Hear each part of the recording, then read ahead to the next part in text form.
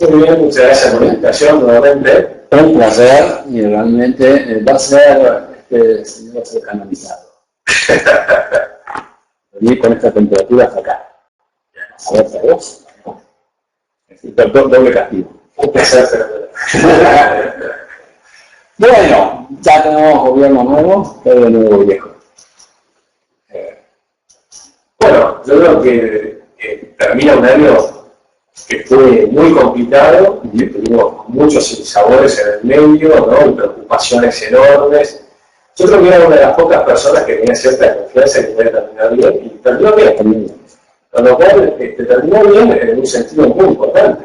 Estábamos siempre hacia el de Venezuela. Sí. Y de pronto, el pueblo argentino se despertó, por lo menos más de la mitad de las personas, y dijeron, basta, no queremos ir a Venezuela y Cuba. Eso para mí ya es algo muy importante. Una pregunta ahí. ¿Ustedes piensan que el tamaño de la clase media en una sociedad es un freno para estas políticas populistas? Que cuando empieza a tocar a la clase media, que es la que va por más, entonces se reacciona. Me parece que no. Yo creo que no. Yo creo que esto es bastante transversal. Yo tengo muchos, no digo muchos, tengo varios amigos que eran kirchneristas, ¿no? Y tenés empresarios que son kirchneristas, abogados. Y siguen siendo. Y siguen siendo. Bueno, algunos con más memorias, algunos han ido cambiando, modificando un poco. No les gusta la corrupción, hay muchas cosas. Me refiero a que es kirchnerista de buena fe, ¿no? Sí. No les gustaba la corrupción y la cantidad de cuestiones. Pero la intervención del Estado en la economía, el hecho de que la aerolínea sea nacional, no mundial, todo eso sigue teniendo en un porcentaje de la población un atractivo importante, ¿no? Que eso, yo creo que la batalla cultural no la hemos ganado todavía, nos falta mucho tiempo para ganar. Yo creo que la batalla cultural es inganable. Ah, muy bien. Porque la izquierda se ha apropiado de la ética. Y cada vez que tú hablas con ellos están ocupados de los pobres y tú de los ricos. En otras palabras, eres un cretino porque estás a favor de los ricos. Esto es como acá en el mundo. Y te digo, lo voy a repetir otra vez, lo que pasa en Europa. Como dijo The Economist, y lo repito hasta el cansancio. El problema de Europa es el sistema en el que lo quiere cambiar, pierde las elecciones. Y digo, en Argentina es un proceso difícil, pero para mí el cambio más importante son el orden de lo político. Y como lo político de alguna manera, es definitorio en gran medida de la economía. La economía es la consecuencia de la política. Yo vivo convencido de que si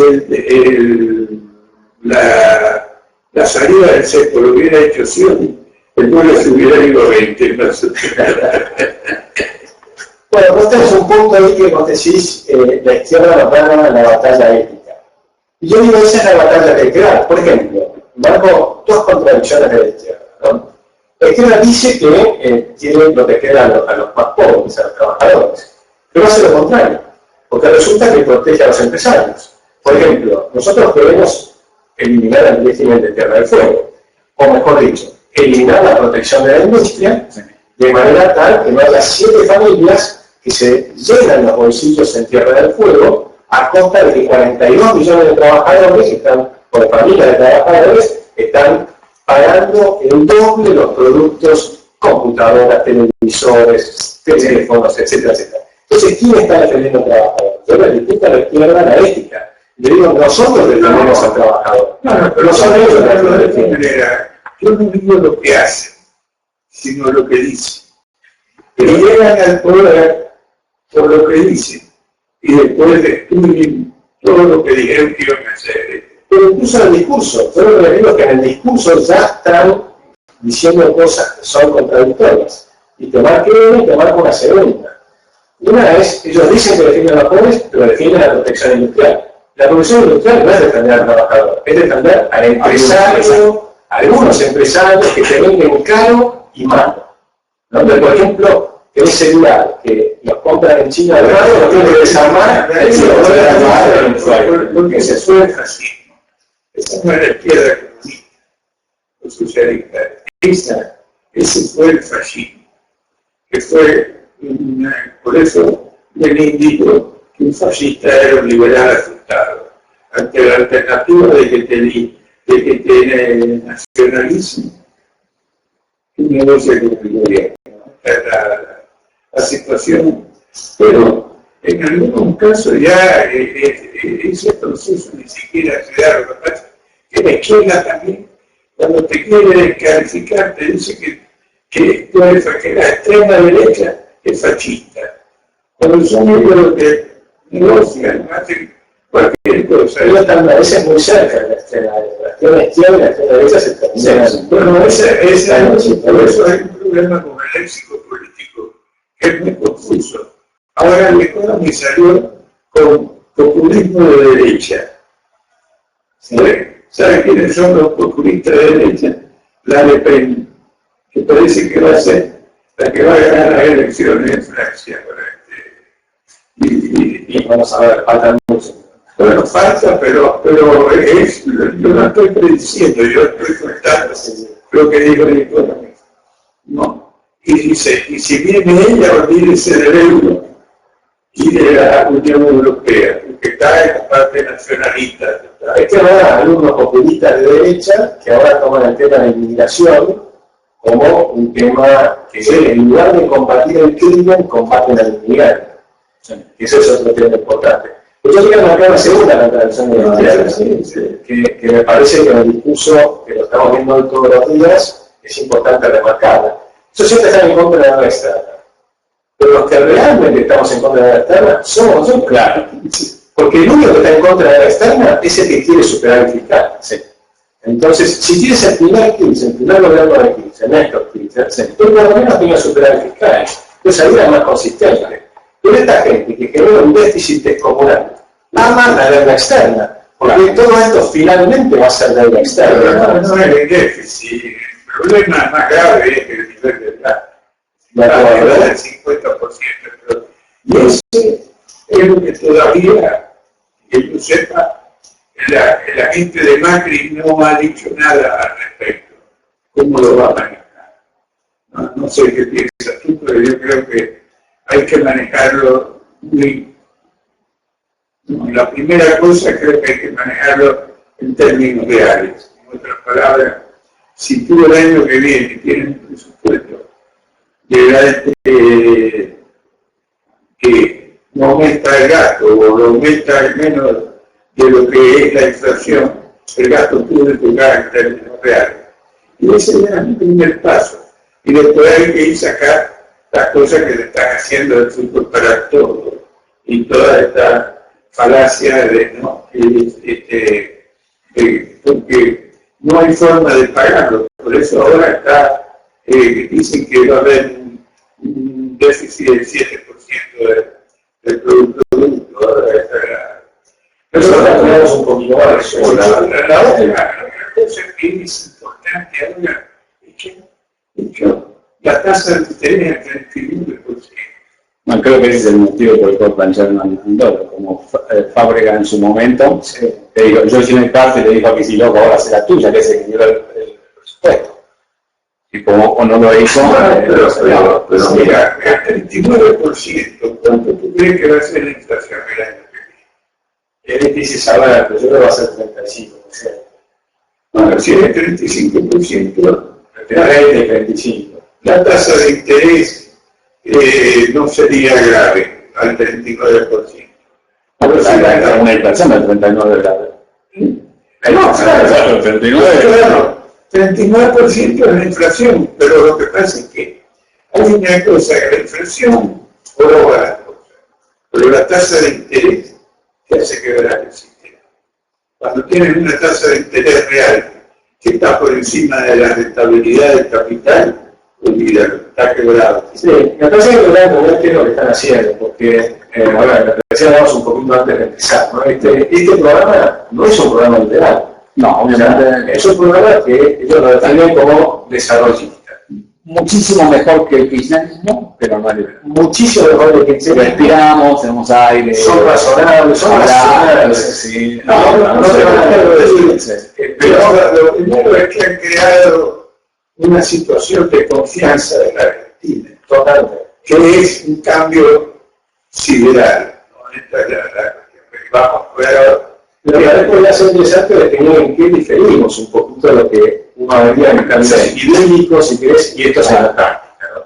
Ellos son bien pragmáticos. ¿Por qué ponen las tasas en 39%? Básicamente porque tienen los 30 de futuros de Vanoni, que fueron una universidad, cerca de 15.000 millones de dólares vendidos a futuros. Si dejas que el tipo de cambio se vaya a 16 o 17, te generan 80.000 millones de pesos de pérdida del Banco Central.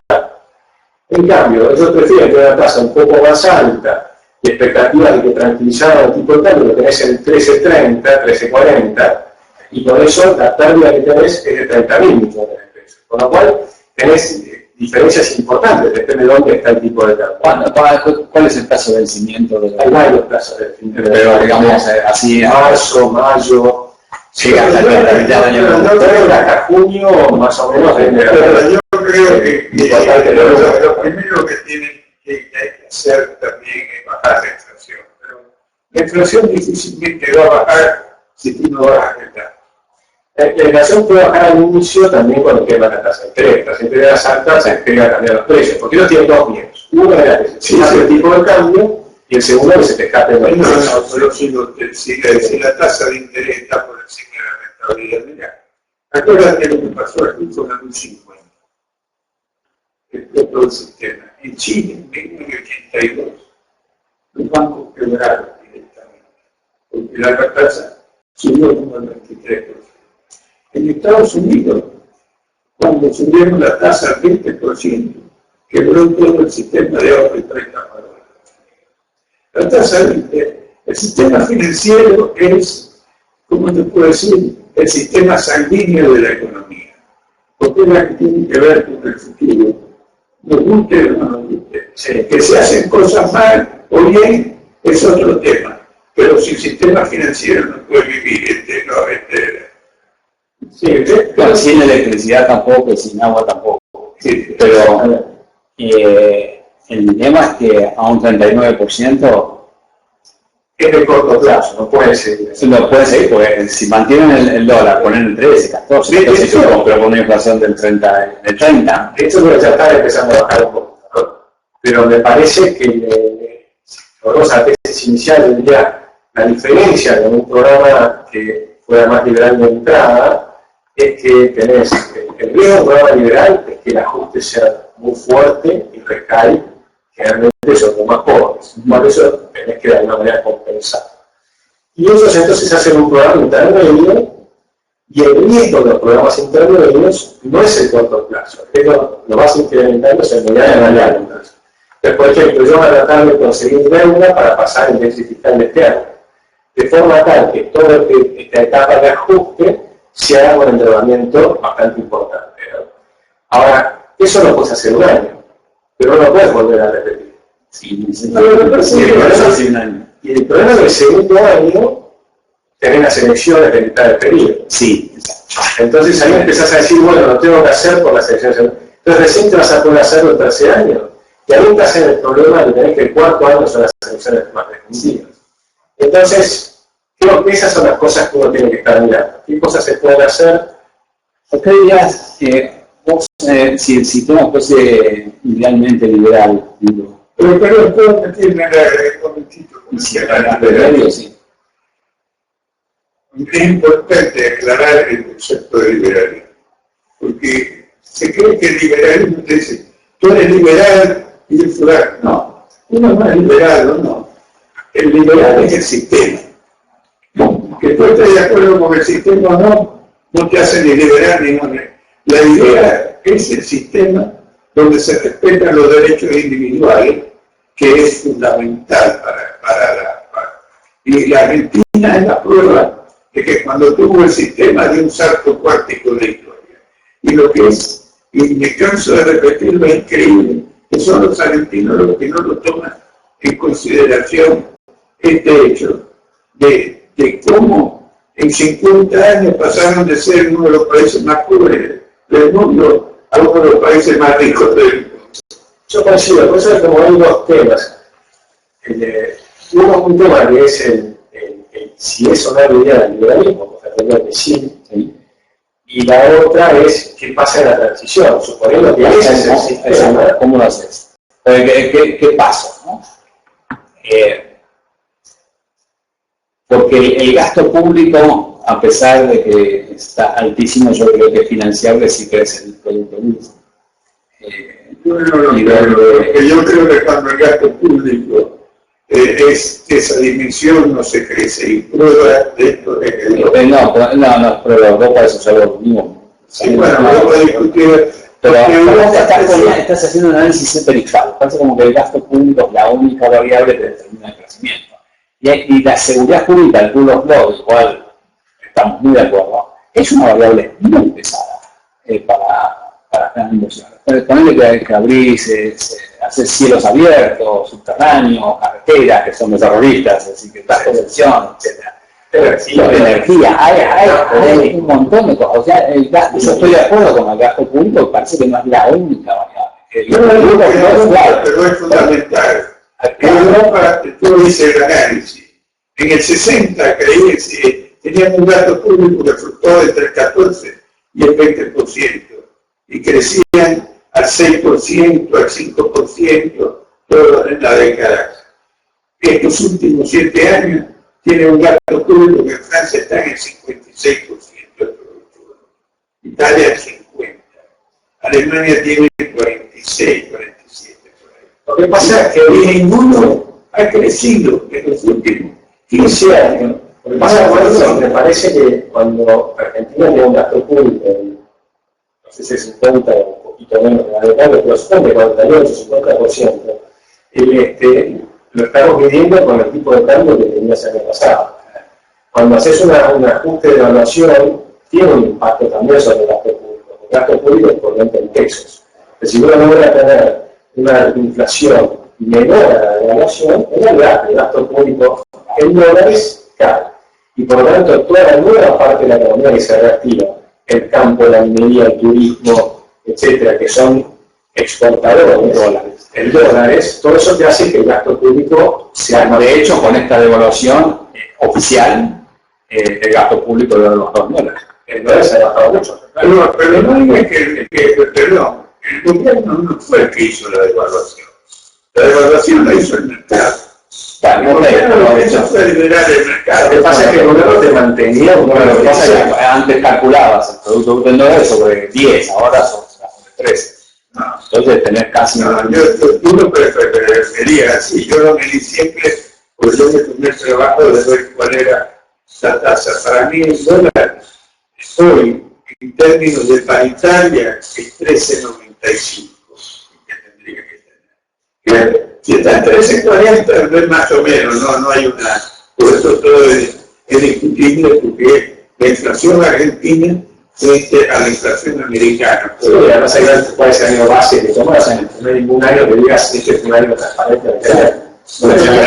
Tiene que volver unos cuantos. Sí, eso no sirve para tener una cierta idea.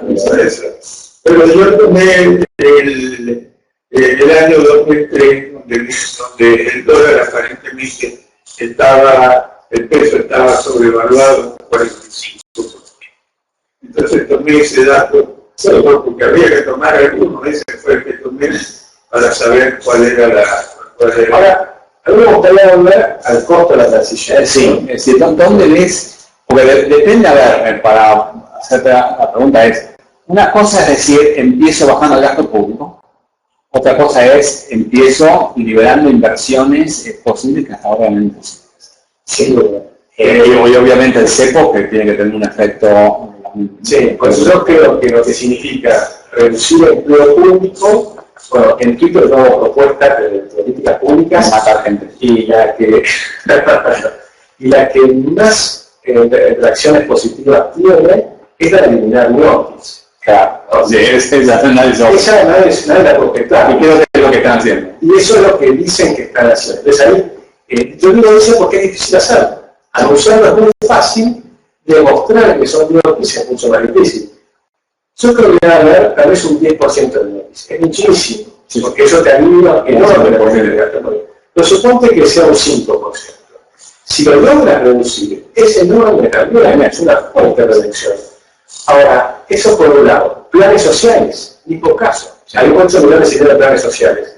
Y hay una cantidad de planes sociales truchos a gente que no le corresponde que nada, sin también decir que solamente con hacerlo de manera honesta, se tiene que purificar bastante. Ahí creo que va a ser un 10% por lo menos también. Ahora, es difícil demostrar estos números, hay que ir a la práctica. Están armando auditorías con todas partes. Me parece muy... Y si las hacen bien, van a aparecer, porque estas cosas aparecen, ¿no? Luego tienes los jubilados y pensionados. Ahí no hay nada que hacer. Ahí hay que pagar y hay que tratar de mejorarlo, porque la verdad es que tienen pensiones muy bajas, etc. Y luego tienen los subsidios a energía, a transporte, ahí sí van a ser un ajuste importante, sobre todo a las clases medias, manteniendo los subsidios a las clases más pobres, de bajos ingresos, me refiero, ¿no? Con lo cual a mí me gusta hablar de clases, pero la gente de menores ingresos. Y eso me parece que es razonable. Luego tenés otros costos para ir al liberalismo que son muy grandes, que es, por ejemplo, la misma economía. Y a ver, antes de que tú vayas ahí, aerolíneas, fútbol para todos, todo eso. Bueno, ahí hay otro tema. Fútbol para todos, yo creo que se puede hacer una transición muy rápida a hacerla rentable, por lo tanto. Exacto. Hacerla rentable es que puede tener propaganda oficial, tenga publicidad de Coca-Cola, de IBM, de todas las empresas. Con lo cual se hace rentable, y eso es rentable. Sí, eso es súper rentable. Pero si la traes por déficit, que es poco usada para hacer propaganda política. Pero, o sea, aún manteniendo el Estado, lo puedes hacer rentable. Si la privatizás, por supuesto. ¿Cómo ves la relación con China? Bueno, ese es un tema que hay que revisar, que ya han dicho que lo van a revisar, o no sé si lo han dicho, y hay que revisarlo. Yo no conozco la letra del tratado, porque además hay partes que eran secretas, pero yo tengo clarísimo que ahí hay problemas graves. Hay una entrega de soberanía, porque se hizo una planta en el sur, donde está el ejército chino, controlada por el ejército chino, con los empleados que trabajan ahí, trabajan bajo legislación china, en lugar de bajo legislación argentina, y todo eso, bueno, es para revisarlo. Por lo pronto hay que revisar la cantidad de horas que lo usan ellos y la cantidad de horas que pero yo creo que hay que tener una relación con la China, porque yo creo digo, hay que revisar lo que esa que tú estás diciendo, que lo que estás diciendo, y eso es que hay cosas más grandes. Yo creo que es importante, porque la China, mira, el mundo ha cambiado desde mi punto de vista. Todavía lo analizamos como que los países quieren dominar al mundo. Los Estados Unidos nunca quisieron dominar al mundo. Es mentira. El país que terminó con el imperialismo en el mundo son los americanos, y les llaman imperialistas. Pero con los chinos se los preocupados con los americanos. Claro, bueno, pero por eso, ¿sabes lo que significa China? Claro, pero la China, La palabra, pero la China dio un buen total. ¿Por qué la China crece al 9% y ahora que poco que crece la China, crece nada más que el 7%? ¿Por qué? Bueno, pero ahí lo que pasa es que parten de una base en Mísera, ¿no? Entonces, si para producir un tractor, para producir dos, sí, no, pero el tema pasa. Esas tasas chinas son pequeñas. El tema pasa porque en gran medida respetan la propiedad. No, eso sin duda, pero las tasas. Si no hay respeto por la propiedad privada, porque. Pero la parte privada no es la que me preocupa. La parte privada de China me encanta. Para China es el gobierno. No, por supuesto. Por ejemplo, vamos a ponerlo, es un sistema autoritario, pero de economía liberal. Y tiene una tradición imperialista. China, la palabra China significa el imperio del centro de la tierra. Sí. Eso es lo que significa China. Sí. Pero hay cosas que son de yo tengo una tradición de alguna manera imperialista. De hecho, alguna manera China no es que es un pueblo chino, sino nosotros somos un pueblo que se ha ido creciendo y han avanzado bastante. En parte de Mongolia, han tomado Tíbet. La China, hasta que la invadieron los mongoles, era el país principal del mundo. Adelante de Europa, todos. Hasta el 1800 al mundo de lejos. Tenía un 30% del PIB mundial. 1800, pero por lo menos. Hasta 1800 tenía un 30% del PIB mundial. Luego bajó al 2% del PIB mundial y ahora le andaron el 7 y el 8%. Bueno, porque no sé, piensa que hay No, más, está en el 15. No, ahora tiene que ser más, porque depende cómo lo medís. no te olvides, son 1.500 millones de habitantes. Seguro. No, pues hay que tener una excelente relación con China, pero vamos a tener que realizar ciertas cosas. Pero y de acuerdo con los Estados Unidos, eso es lo que hay que hacer. No la China versus Estados Unidos, no. China y Estados Unidos, un solo corazón. Esta es la verdad. Yo estoy de acuerdo, China, Estados Unidos, Europa, también, ¿no? Pero lo que digo es que tenés que revisar un poco los tratados ya firmados, porque en los últimos 2 años, por presiones de caja de corto plazo, hicimos hipotecas de largo plazo. Entonces nos comprometimos a hacer represas, obras públicas, etcétera, sin licitación internacional, a precios que seguramente son muy altos, y esas cosas van a haber que revisarlas, me parece a mí, ¿no? Y creo que los chinos saben que lo vamos a revisar. Los chinos son peligrosos. Son duros de negociar. Nosotros, a nivel educativo, no. No sé, yo creo que los chinos han cambiado. Hoy, ¿por qué los chinos son los que más les compran los bonos a los americanos? Porque tienen un superávit comercial con los Estados Unidos de 200 y pico millones de dólares por año.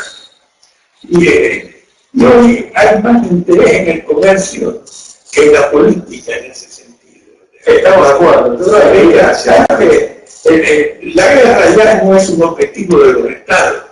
Esto cambia por completo la visión ética del mundo. Antes, hasta hace poco, la guerra era el objetivo de los estados y era la parte primera que Hegel sabe lo que dijo. La guerra es el momento ético de los estados. O sea, y bueno, y Kant decía que el comercio era deshonesto porque se hacía por interés y no por deber. Esto ha sido Europa por siglos, ¿te das cuenta? Y esto es lo que ha cambiado en el mundo en este momento. Estamos hablando de un tema complicado, ese de la guerra, ¿no? Yo creo que si bien es cierto que los estados no tienen ese objetivo, hay ciertos grupos dentro de los países que sí tienen ese objetivo. Entonces, por ejemplo, creo que Eisenhower, en su discurso de despedida, Farewell Speech, en su último día, dijo lo mismo que dijo que Washington en su discurso de despedida. Y dice que, pero en el caso de Eisenhower, poniéndolo, habiendo sido él, no solo presidente, sino el general que ganó la guerra, ¿no? Y dice, el problema más grave de los Estados Unidos es el complejo militar industrial. Él ya sabía que había un lobby armado del complejo militar industrial, que es un lobby fenomenal. Bueno, pero ese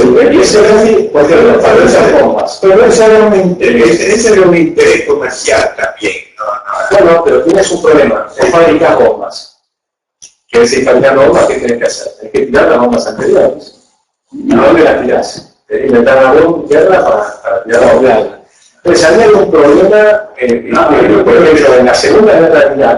Mira, Eso por motivos estudios. mira, perdóname, eso fue otra cosa. Los americanos han cometido errores en política internacional graves, lamentablemente. Yalta fue una cretinada del año 1, entregarle a Rusia a la mitad de Europa, cuando eran los únicos que tenían la bomba. Pero la bomba atómica eliminó la guerra.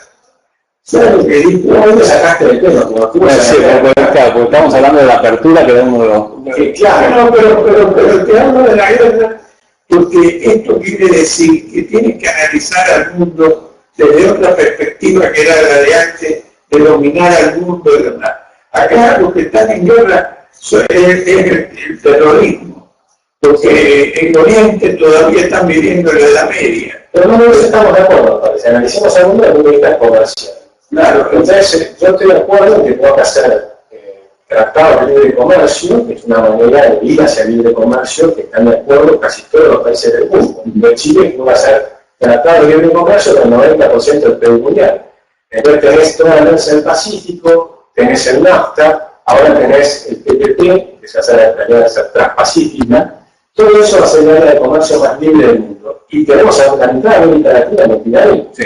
Por lo tanto, ahora tenemos que incorporarnos ahí, tenemos que incorporarnos al tratado de comercio de los países. Eso es lo que ha cambiado de Macri, es la visión de la relación con los Estados Unidos.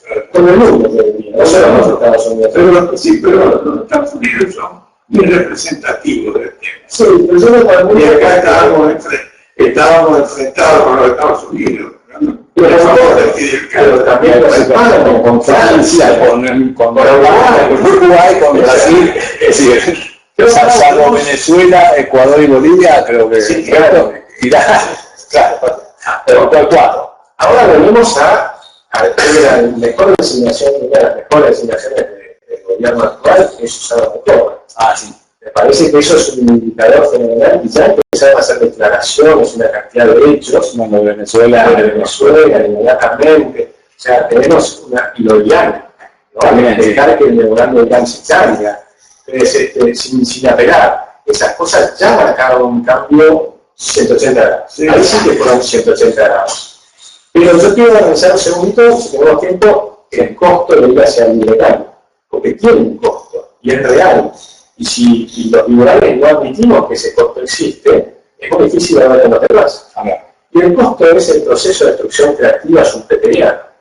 Es decir, cuando vos abrís la economía y tenés una enorme cantidad de industrias que no son competitivas a nivel mundial, si la abrís de un día para el otro, tenés una destrucción creativa de toda esa industria. Sí, bueno, pero es que por otro lado vas a tener la generación de una nueva cantidad inmensa de distintas cuestiones.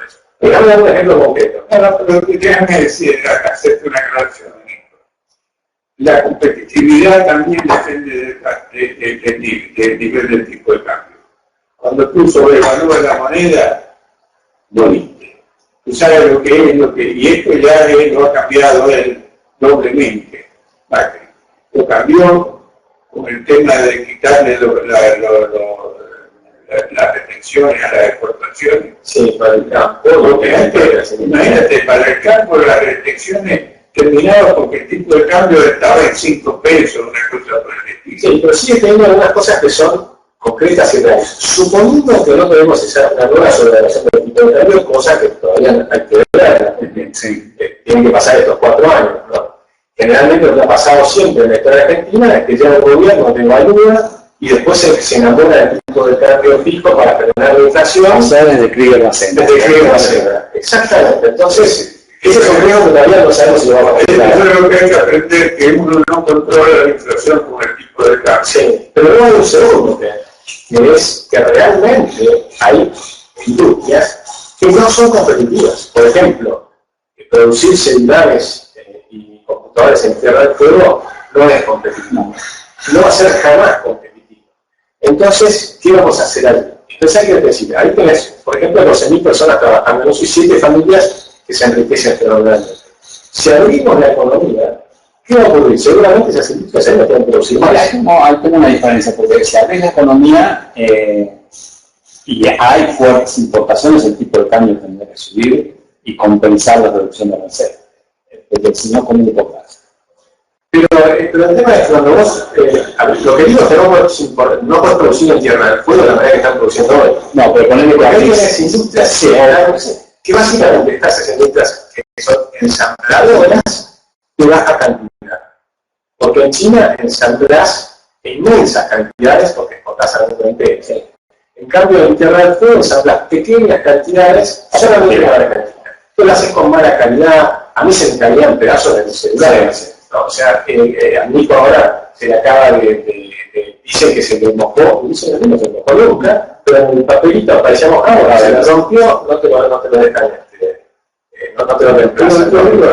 Es mala calidad y altísimo precio. Sí, pero la pregunta es, si abrís, no necesariamente destruís eso, ¿no? Bueno, eso tal vez, ojalá. Pero si importás mucho, el tipo de cambio tiene que subir. Ponele que bajás los aranceles para el tipo de tipo en 20% y el tipo de cambio te sube un 20%. Lo que pasa es que en América el estilo industrial, por ejemplo, tengo un amigo que tiene que tiene una empresa de producción de cerramientos y de construcción, de material de construcción, en Puerto Rico. Ahora, vos mirás su fábrica, no fui a visitarlo, miro su fábrica, cómo producen y demás, y luego miro cómo producen en Ikea, en Europa. Y vos mirás las terminales de Ikea, son todas líneas de montaje eficientes con robots, etcétera, con muy pocas personas atrás de las computadoras, ¿no? Y mirás cómo producen acá, de la forma que producían en el siglo XX, con un serrucho cortando los cerramientos, los perfiles, etcétera, etcétera. Es decir, evidentemente no podés producir de esa manera si te incorporás a... Pero el problema que he notado últimamente es que, por ejemplo, todavía el nivel de precio de la Argentina está más alto que los de Estados Unidos, un montón de cosas. Hoy, una camisa de la Argentina cuesta cerca de $100. Los de Estados Unidos te la compras por 35. Sí, por 35, 40, bueno, pero eso salvo las 60, no es muy buena calidad. Por eso me interesa que analicemos la transición. La pregunta es, ¿cómo logras hacer una transición más o menos ordenada? Si haces una apertura indiscriminada, gran parte de nunca desaparece. Ahí tengo un duda. Aunque vos el producto importado, si lo pagas en pesos, vas a tener una combinación que es un tipo de cambio oficial bajo, ponte, más un arancel. Sí. Si quitas el arancel, vas a tener un tipo de cambio que puede, en pesos, costar lo mismo. Pero si no tenés dólares, ¿cómo importás? Bueno, pero lo que pasa es que vas a poder empezar a exportar otras cosas. Bueno, claro, okay. Es una transición. Sí, vas a tener, exacto, vas a tener una reasignación. Es un proceso de reacomodamiento muy rápido, sí, donde se cierran muchas empresas, muchísimos intereses en contra de esto, ¿no? Porque vas a tener una cantidad de personas concretas, no como pensó, que vas, y en cambio muchas otras personas jóvenes por ahí, de 30, 25 años o 40, que se le ocurren cosas nuevas que puedas exportar a Estados Unidos, materia gris, por ejemplo, o sea, diseño, un montón de cosas que podría producir en la Argentina. Y no solo en términos de industria, porque hay que recordar que ahora en el mundo hay una transición enorme de lo que es industria y lo que es servicios. O sea, lo que es industria, amigos, se va a tener que volver eficiente. Exacto. Yo me acuerdo, perdón que te haga un pie de página con esto, que la protección a la industria automotriz en Argentina era y el Ford Falcon duró, no sé, décadas, empezaron el Faro, hasta que Martínez de Oz abrió, eso fue uno de los primeros aranceles que bajó, ninguna quebró, todos empezaron a producir autos buenos de calidad y a precio competitivo. O sea, la competencia los forzó, por supuesto, a adaptarse. Pero a veces está bueno hacer, ahí es donde a mí me gustan los tratados de libre comercio, porque te permiten hacer transiciones, donde vos decís, mira, tengo un tratado de libre comercio y voy a bajar fuertemente los aranceles. Ahora, puedo bajar una cantidad de aranceles fuertemente ya. Y en algunos lugares específicos, puedo darles un plazo de, por ejemplo, 5 años para ir bajando los aranceles. Eso firmo, si en el caso del cuadro tengo la arancel del 4%. ¿No? Entonces, ¿y ahí qué puede hacer mi amigo que está en el sur? Bueno, tiene varias alternativas. Él tiene una distribución, por parte de los clientes, tiene cosas que son interesantes para negociar con un inversor de afuera.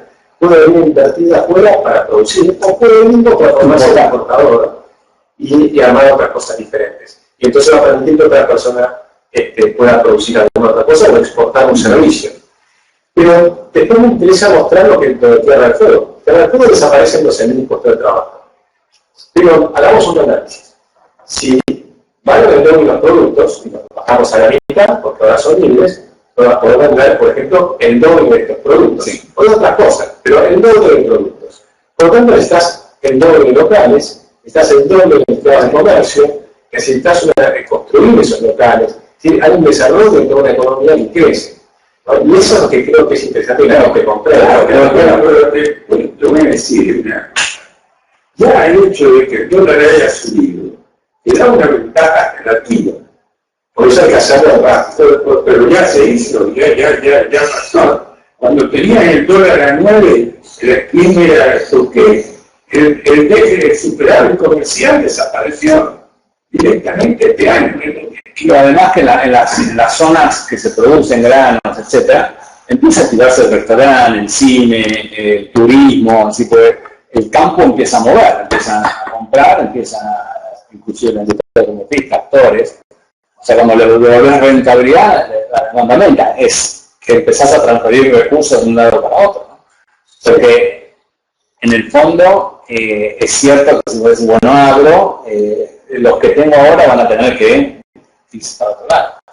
Pero también es cierto que tenés un costo en salario de mantener esa protección, que difícilmente se ve.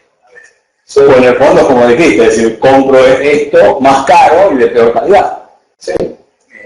Ese es un costo importante. Que hay un aumento de salario real que se ve cuando vos puedes comprar todos estos productos a mitad de precio. Pero fíjate tú que y de mejorar la posibilidad de hacer muchas cosas. Por eso es que esta gente, como que tenían el dólar, el peso sobrevaluado, para importar, hicieron una serie de restricciones a la importación, y esta fue la otra. Claro. Sí, pero ahora con el dólar libre, es otro mundo el que estamos viviendo, ¿no? ¿Será competitivo o no? Vamos a ver. Pero lo que sí es un hecho cierto es que el dólar sobrevaluado ¿cómo se llama? Perjudica a los exportadores, a los productores exportadores, ¿no? Y beneficia relativamente a los exportadores. Entonces, esto crea un déficit, ¿no? Total. Pero acá, para evitar el déficit, lo que hacían era ponerle restricciones a las exportaciones enormemente, ¿no? Pero a pesar de eso, no podían evitar que las importaciones crecieran. Lo importante, en el fondo, es que los políticos entiendan esto, ¿no? Vos un video en Facebook de Margaret Thatcher, donde está hablando en el Parlamento, y un legislador laborista le dice, después de no sé cuántos años de su gobierno, la brecha entre el que más gana y el que menos gana se amplió bastante, no sé cuánto. Y esa no lo negó, sí, por supuesto, claro. Si usted quiere una brecha de este tipo aquí abajo, cuando yo tengo una brecha aquí, no. Es decir, porque usted qué prefiere, esa brecha ahí o una brecha chica acá abajo. Dice, y usted, con tal de bajar al rico, prefiere hacer que el pobre sea más pobre. Y lo deshizo, claro. Los pasa de tipo comprendían, igual que arriba, y eso era fantástico, ¿no? Para responder. Pero acá, ojalá tuviésemos un caso de políticos que entendieran, pues cuando no se animan a decir lo que es política en un libro recto, porque Thatcher lo hizo, porque lo podía explicar. Sí. Pero si no puede explicar, entonces, no es cierto. Y empiezan a... Yo creo que esa es un poco nuestra tarea, ¿no? Exacto. Al lograr que los políticos puedan entender esto, nosotros tenemos que tratar de hacer esa tarea. Exacto. Pero por eso no hay que vivir también, no expresar, hay que escuchar las preocupaciones, que son reales, son reales. También hay que ilustrar a los empresarios. Por supuesto. Solo hay que escuchar sus preocupaciones. Claro, que muchas veces son preocupaciones legítimas. Por ejemplo, la industria del textil, la industria de los zapateros. Sí. Ellos saben la producción de zapatos en Argentina y es complicado, porque también viendo con los zapatos en Argentina costaban la mitad de lo que costaban los Estados Unidos. Hoy cuesta el doble. Bueno, por eso, pero hay que ver cómo se hace una transición, porque evidentemente son temas delicados. Yo creo que hay que escuchar a los empresarios y hay que tratar de ver que ellos también nos escuchen y también explicar a la población los costos que tiene la protección. Porque ahí Adam Smith era él decía a los capitalistas hay que imponerles la competencia. No están a favor de la competencia. A diferencia de Ayn Rand, que habla de los empresarios como los benefactores de la humanidad. El empresario naturalmente pero son los creadores busca la competencia. Sí, bueno, pero son los creadores de las relaciones. Entonces yo divido entre empresarios y empresarios. Muy bien, pero el problema es que tenemos un 90% de empresarios. No, cosas que no, yo creo que no. Yo creo que no, porque en realidad todas las pymes, que son la gran mayoría, no tienen el dinero suficiente para atender a la clientes. Entonces tenés una cantidad de algunas sí porque se agrupan bien y qué sé yo, pero muchas no. Por ejemplo, el campo. El campo tiene 400.000, ahora menos, 200 y pico mil productores agropecuarios que siempre los han castigado fenomenalmente, ¿no? Entonces, y después tenés 500 grandes empresas que de alguna manera toman el dinero del Estado, se enriquecen con el dinero estatal, o con protecciones especiales como la de Tierra del Fuego. O sea, tenemos beneficios especiales, ¿no? Ese tipo de empresas que tienen protecciones especiales o beneficios especiales, pero no son la gran mayoría de las empresas. Hoy escuchaba con esto de los intereses creados a los monopolios. Ahora venía en taxi y decía, Ministerio de Comunicación, no tiene por qué haber un Ministerio de Comunicación, claro, es un interés de él. Y yo tenía ganas de llamarlo y decir, ¿y el Ministerio de Educación? ¿Vos pensás que tiene que haber? Porque a mí es el mercado más regulado, no te dejan hacer nada. Educación. Bueno, pero ¿cómo defienden su libertad en su mercado para hacer lo que quieren, pero no la de otros? Sí. Y luego, por esa es una de mis principales preocupaciones con el gobierno actual, ¿no?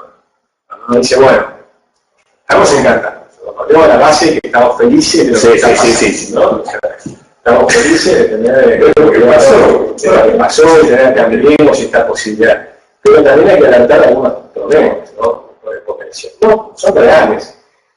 El aumento de los ministerios. Sí. O sea, un programa lineal tiene una norma de ventaja, no necesitas todos estos ministerios. No necesitas un ministerio ni de producción, ni de industria, ni de ingeniería, ni de... Tenía que haber cerrado el ministerio. No necesitas todo eso, necesitas cerrar el ministerio. Porque tenés la ley de Parkinson del Estado, que si creas un ministerio, automáticamente tenés secretarías, subsecretarías, y la pirámide se ensancha abajo. Cuando vos crees que estás creando un ministerio en sí, no es así, estás creando toda la estructura. Es una forma de achicar el Estado es eliminar ministerios. Que además es más fácil porque ahí no hay estabilidad del público, porque estás causando. Por ejemplo, si vos necesitas una Secretaría de Comercio porque tenés un comercio todo regulado por el Estado, en el momento que vos liberás el comercio, ya no tenés nadie dando los precios, no necesitas toda esa gente, desaparecen esos puestos. Los precios los fija el mercado libremente. Entonces ahí desaparece una cantidad de puestos de trabajo. Después tenemos que ver qué hacer con esas personas, cómo se reinsertan en el sector privado, programas de reinserción, ayudarnos, eso me parece perfecto, no queremos estar nadie en la calle. Pero sí tiene que estar claro que el Estado debe ser mucho más pequeño, ¿no? Estaba leyendo un comentario de alguien que publicaba ayer, que comentaba Perón en 1973.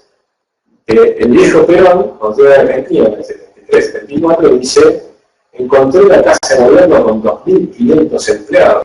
Cuando yo me fui, había 250. Ya lo multiplicamos por 10. Pero que bien cómo avanzó la seguridad social. Y ahora debe haber, la cantidad de trabajo que debe haber en la Casa Rosada debe ser, no sé, una cantidad inmensa, además han aumentado edificios. Pero cuando achicó el gasto público, lo que él hacía era cerrar las reparticiones, desalojaba los edificios y vendía los edificios. Es fundamental vender los edificios. Claro. Si vos tenés un edificio público, se llena. Es otra ley de Parkinson del Estado, ¿no? Podés pagar indemnizaciones y te ahorras todos los costos de operación, fijos de operar luz. Exacto. Por ejemplo, con la venta del edificio le pagas las indemnizaciones. Por eso yo te digo que el problema más grave que tiene hoy la Argentina es cómo manejar el gasto. Sí. Este es el determinante del proceso. Sí, en tamaño y en calidad. Pero las dos cosas. Sí, con el gobierno anterior, no es lo mismo. La calidad. Se nos ocurre que la primera mejora, por eso yo tengo bastante confianza a este gobierno, que cuando tenés un descalabro total, la primera mejoría es fuerte. Sí, ¿no? O por ejemplo, tomás un CEO de una empresa que hace un descalabro enorme. Bajando el primer 10% de los costos es fácil. Es poner un poco de orden y no gastar los costos. O sea que yo creo que eso lo pueden hacer, ¿no? Ahora, me parece que le tienen mucho miedo a la cuestión social, lo cual está bueno si lo que tenés es mucha preocupación. Si lo que tenés es miedo, eso ya no está bueno, ¿no? Entonces ahí es donde hay un juego que tiene mucho que ver. Por eso la Argentina, o un país cualquiera, no es solo lo que hace el gobierno, también es lo que hace la oposición. Sí. Si la oposición es totalmente irrazonable y lo que busca es golpear al gobierno, es un problema. Esa es la discusión. Hay que trabajar sobre las ideas. Esa es la discusión que hay hoy en Venezuela. Porque Capriles quiere hacer un acuerdo con Maduro. Y el otro cristiano que está en López, Leopoldo López, que está preso. Lo que quieren matarlo, dice. No sé si matarlo. Pero más o menos. Bueno, señores, se nos ha acabado el tiempo, estamos muy divertidos. No sé si hay algo hay muchas cosas para ver.